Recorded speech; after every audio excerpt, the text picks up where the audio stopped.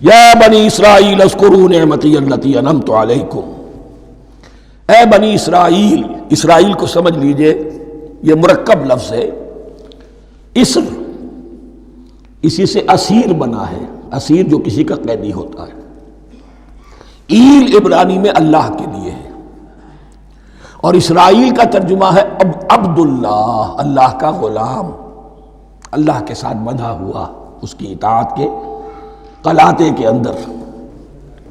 تو یہ اسرائیل یہ لقب ہے حضرت یعقوب علیہ السلام کا۔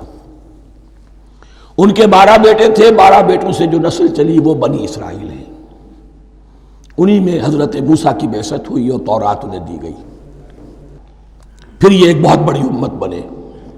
ان پر 4 ادوار آ چکے تھے قرآن مجید کے نزول کے وقت، 2 مرتبہ اللہ کی رحمت کی بارشیں ہوئیں، انہیں عروج نصیب ہوا، 2 مرتبہ ان کو دنیا پرستی، شہوت پرستی، اللہ کے احکام کو پس و پیش ڈال دینے کی سزا میں عذاب کے کوڑے ان پر برسے۔ اس کا ذکر آئے گا سورہ بنی اسرائیل کے پہلے رکوع میں۔ اس وقت جب کہ قرآن نازل ہو رہا ہے، اس وقت وہ اپنے اس زوال کے دور میں تھے۔ حال یہ تھا کہ حضور صلی اللہ علیہ وسلم کی بعثت سے پہلے ہی 2nd ٹیمپل بھی شہید کیا جا چکا تھا، گرایا جا چکا تھا۔ حضرت سلیمان نے جو بنایا تھا ہیکل سلیمانی، جس کو یہ 1st ٹیمپل کہتے ہیں، اسے نیبوکدنضر نے گرا دیا تھا حضرت مسیح سے بھی کئی سو سال پہلے۔ لیکن اس کے بعد پھر یہ رومنز نے سن 70 عیسوی میں حضور کی ولادت سے 500 برس پہلے ان کا یہ یروشلم تباہ و برباد ہوا، اس میں لوگوں کو قتل کیا گیا، قتل عام ہوا، اور 2nd ٹیمپل جو ہے وہ بھی گرا دیا گیا، جو اب تک گرا پڑا ہوا ہے۔ صرف ایک ویلنگ وال ہے جس کے پاس جا کر یہودی جو ہے ماتم کر لیتے ہیں، روتے ہیں، اور اب وہ بنانے پر تلے ہوئے ہیں اپنا 3rd ٹیمپل، اس کے نقشے بن چکے ہیں، بلو پرنٹ بن چکے ہیں۔ لیکن بہرحال جس وقت قرآن نازل ہو رہا تھا یہ بہت ہی پستی میں تھے۔ اس کے بارے میں فرمایا، اے بنی اسرائیل ذرا یاد کرو میرے اس انعام کو جو تم پر ہوا۔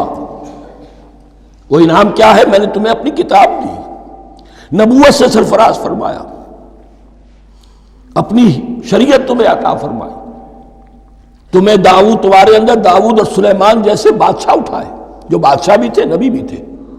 وَأَوْفُوا بِعَهْدِي، اور میرے وعدے کو پورا کرو تاکہ میں بھی اپنے وعدے کو پورا کروں۔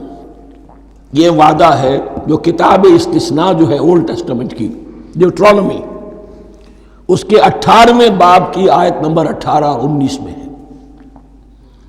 حضرت موسیٰ سے خطاب کر کے اس میں اللہ نے یہ الفاظ فرمائے، میں ان کے بھائیوں میں سے تیرے مانند ایک نبی برپا کروں گا اور اس کے منہ میں اپنا کلام ڈالوں گا، اور وہ وہی کچھ بتائے گا جو میں اس سے کہوں گا۔ یہ گویا کہ حضرت موسیٰ علیہ السلام کی امت کو بتایا جا رہا تھا کہ نبی آخر الزماں آئیں گے اور تمہیں انہیں قبول کرنا ہے۔ قرآن مجید میں اس کا بڑا تفصیلی ذکر سورہ اعراف میں آئے گا انشاءاللہ، لیکن یہاں فرمایا اوفوا بعہدی اوف بعہدکم، تم میرا عہد پیرا پورا کرو، میرے اس نبی کو تسلیم کرو، اس پر ایمان لاؤ، اس پر کی صدا پر لبیک کہو، تو میں تمہیں میرے انعام و اکرام اور بڑھتے چلے جائیں گے۔ وَإِيَّايَ فَارْهَبُونَ، اور صرف مجھ سے ڈرو۔ وَآمِنُوا بِمَا أَنزَلْتُ مُصَدِّقًا لِمَا مَعَكُمْ، اور ایمان لاؤ اس پر جو میں نے نازل کیا ہے، جو تمہارے پاس جو تورات ہے اس کی تصدیق کرتے ہوئے آیا ہے۔ اس کے 2 معنی ہے، ایک تو قرآن تصدیق کرتا ہے تورات کی اور انجیل کی، فیہا ہدی و نور، فیہ ہدی و نور، اور دوسرے یہ کہ قرآن اور محمد صلی اللہ علیہ وسلم ان پیشین گوئیوں کے مصداق بن کر آئے ہیں جو تورات میں تھی، ورنہ وہ پیشین گوئیاں جھوٹی ثابت ہوتی۔ ان کے مصداق کون ہے؟ قرآن اور محمد صلی اللہ علیہ وسلم، یہ دونوں معنی اس کے ہیں۔ وَآمِنُوا بِمَا أَنزَلْتُ مُصَدِّقًا لِمَا مَعَكُمْ وَلَا تَكُونُوا أَوَّلَ كَافِرٍ بِهِ، اور دیکھو تم ہی سب سے پہلے اس کا کفر کرنے والے نہ بن جاؤ۔ تمہیں تو سب کچھ معلوم تھا، تم تو منتظر تھے، تم تو آخری نبی کے انتظار میں تھے اور ان کے حوالے سے دعائیں کیا کرتے تھے۔ کہ اللہ اس نبی آخر الزمان کے واسطے سے ہماری مدد فرما اور کافروں کے مقابلے میں ہمیں فتح عطا فرما. یہ آئے گا آگے چل کر اسی سورہ بقرہ کے اندر. لیکن اب تم ہی سب سے بڑھ کر کافر ہو گئے، تم ہی سب سے بڑھ کر دشمن ہو گئے. وَلَا تَكُونُوا أَوَّلَ كَافِرٍ بِهِ وَلَا تَشْتَرُوا بِآيَاتِي ثَمَنًا قَلِيلًا، اور دیکھو میری ان آیات کے عوض حقیر سی قیمت قبول نہ کرو.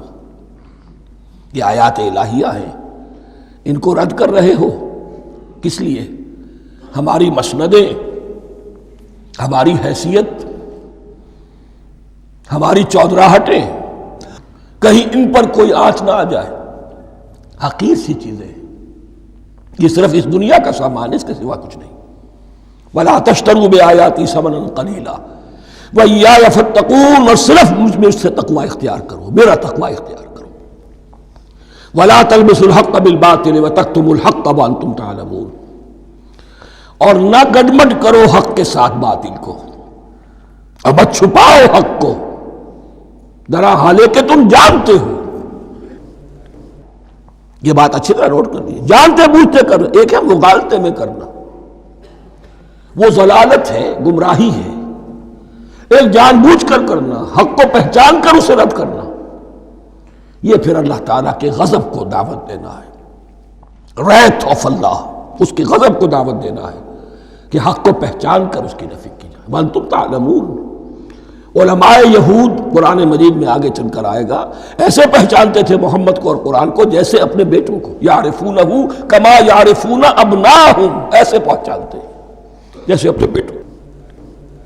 وَأَقِیمُوا الصَّلَاةَ وَآتُوا الزَّکَاةَ، دیکھو نماز قائم کرو، زکوٰۃ ادا کرو.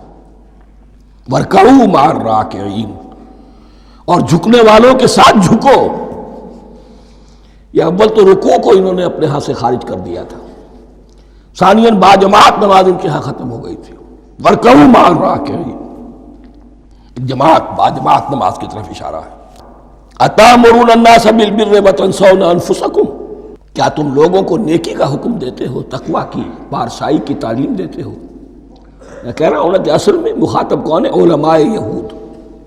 اس آیت سے ثابت ہو گیا عالم ہمارا بھی جب بھی کھڑا ہوگا اونچے سے اونچا آواز کہے گا، اعلیٰ سے اعلیٰ بات کہے گا. اکثر و بیشتر کا حال یہ ہے کہ ان کا اپنا کردار دیکھیے تو کوئی مناسبت ہی نہیں اس سے کہ جو وہ بات کہہ رہا ہے. جو لوگوں کو دعوت دے رہا ہے اس پر خود عمل نہیں. تو یہی در حقیقت علماء یہود کا کردار بن چکا تھا. أَتَأْمُرُونَ النَّاسَ بِالْبِرِّ وَتَنْسَوْنَ أَنفُسَكُمْ، کیا تم لوگوں کو نیکی کا حکم دیتے ہو اور خود اپنے آپ کو بھول جاتے ہو. وَأَنْتُمْ تَتْلُونَ الْكِتَابَ، اور یہ سب کچھ تم کر رہے ہو اس حال میں کہ کتاب پڑھتے بھی ہو، تورات پڑھتے ہو، صاحب تورات ہو. ہمارے بھی بہت سے علماء کا، علماء سو جنہیں ہم کہتے ہیں، حال یہ ہو چکا ہے. خود بدلتے نہیں، قرآن کو بدل دیتے ہیں. ہوئے کس درجہ فقیہان حکم بے توفیق.